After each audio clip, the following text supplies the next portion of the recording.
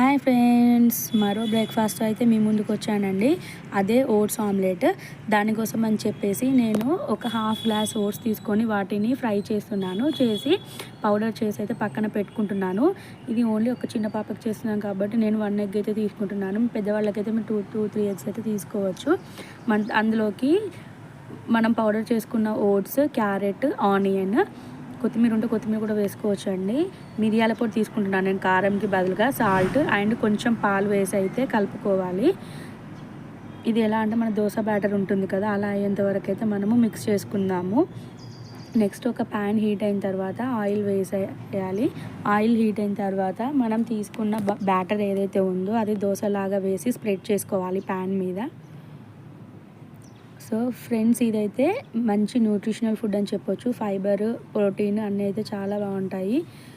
So ఇది weight loss అయ్యే వాళ్ళకి, షుగర్ ఉన్న వాళ్ళకి కూడా చాలా యూజ్ అవుతుంది. సో ఇదంతా మంచిగా స్ప్రెడ్ చేసుకున్న తర్వాత మీడియం లో ఫ్లేమ్లో పెట్టుకొని మూత పెట్టుకొని 3 to 5 minutes అయితే మంచిగా ఫ్రై చేసుకోవాలి. సో మూత పెడితే ఏంటంటే పైన పేలిపోకుండా, తెల్లగా అవ్వకుండా మనకి ఆమ్లెట్ అయితే బాగా వస్తుంది. పైన కొంచెం ఆయిల్ వేసుకోవాలి. మళ్ళీ వేసుకొని ఇది కింద ఫ్రై అయినాక సెకండ్ సైడ్ ఫ్లిప్ చేసుకొని సెకండ్ సైడ్ కూడా మంచిగా ఫ్రై చేసుకోవాలి. సో నేను అది ఇక్కడ ఆమ్లెట్ని తిప్పేస్తున్నాను.